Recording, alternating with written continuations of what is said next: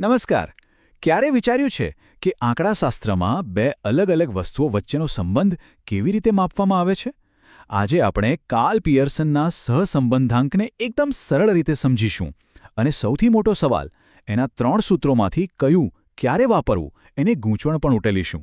ચાલો શરૂ કરીએ. આપણે આ આખી વાતને સ્ટેપ બાય સ્ટેપ સમજીશું. સૌથી પહેલાં સહસંબંધાંક શું છે એની એક ઝલક લઈશું અને પછી ધીમે ધીમે એ નિયમો તરફ આગળ વધીશું જે આપણને સાચી પદ્ધતિ પસંદ કરવામાં મદદ કરશે. તો ચાલો શરૂઆત કરીએ.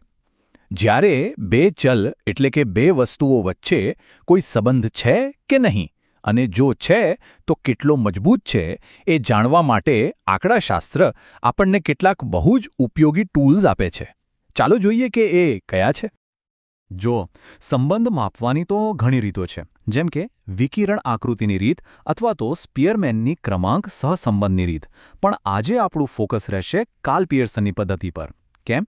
કારણ કે આ સૌથી પ્રચલિત અને શક્તિશાળી રીત છે જે આપણને બે ચલ વચ્ચેના સંબંધનો એક ચોક્કસ આંકડો આપે છે. હવે અહીંયા જ વાત રસપ્રદ બને છે. પિયર્સને આપણને ખાલી એક નહીં પણ ત્રણ અલગ સૂત્રો આપ્યા છે. તો સવાલ એ થાય કે આટલા બધા સૂત્રોની જરૂર જ કેમ પડી? જી હા, બરાબર સાંભળ્યું. ગણતરી માટે આપણી પાસે 3 જુદા જુદા રસ્તા છે અને દરેક રસ્તો એક ખાસ પરિસ્થિતિ માટે જ બનાવવામાં આવ્યો છે. અને બસ આ જ એ મુખ્ય સવાલ છે જે મોટાભાગના લોકોને મૂંઝવણમાં મૂકી દે છે. કોઈ એક દાખલા માટે આ 3માંથી કયું સૂત્ર વાપરવું એ કેવી રીતે નક્કી કરવું?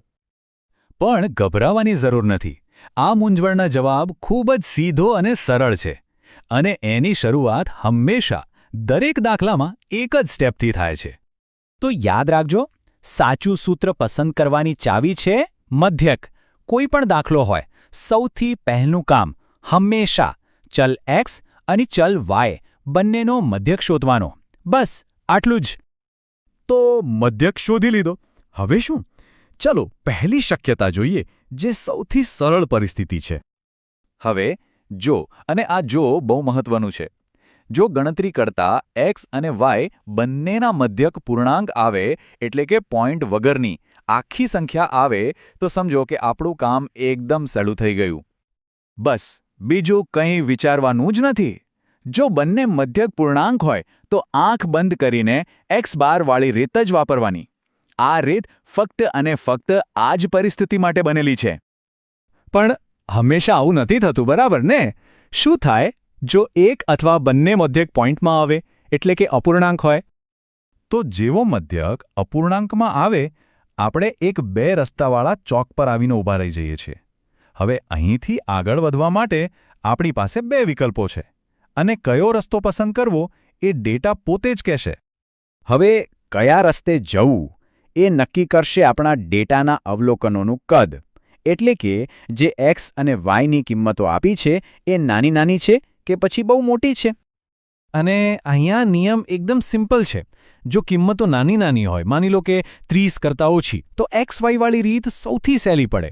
પણ જો આંકડા મોટા હોય તો એના વર્ગ કરવા, ગુણાકાર કરવા અઘરું પડે. ત્યારે આપણને મદદ કરે છે યુવી વાળી રીત. આ રીત મોટા આંકડાઓને નાના બનાવીને ગણતરીને એકદમ સરળ કરી દે છે.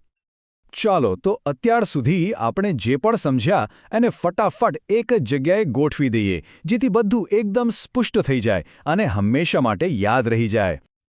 આ કોષ્ટક આજના આખા વિશ્લેષણનો સાર છે. સ્ટેપ 1, મધ્યક શોધો. જો બંને પૂર્ણાંક હોય તો સીધા x - x બાર વાળી રીત પર જાઓ. પણ જો એક પણ મધ્યક અપૂર્ણાંક હોય તો સ્ટેપ 2, અવલોકનો જુઓ. જો અવલોકનો નાના હોય તો xy રીત અને જો અવલોકનો મોટા હોય તો યુવી રીત. બસ આટલું જ. એટલે કે ટૂંકમાં જવાબ આપણી સામે જ હોય છે. બસ ડેટાને બરાબર જોવાની અને સમજવાની જરૂર છે. ડેટા પોતે જ આપણને સાચો રસ્તો બતાવે છે. તો છેલ્લે એક વિચાર, આટલી બધી અલગ અલગ રીતોની જરૂર જ કેમ પડી? કારણ કે આંકડાશાસ્ત્ર માત્ર ગણતરી નથી, એ સ્માર્ટ વર્ક છે. તે આપણને શીખવે છે કે કંટાળાજનક અને મોટી ગણતરીઓને સરળ અને ઝડપી કેવી રીતે બનાવવી. અને XY અને UV પદ્ધતિઓ આનું શ્રેષ્ઠ ઉદાહરણ છે. આ વિષય પર વધુ વિચારજો.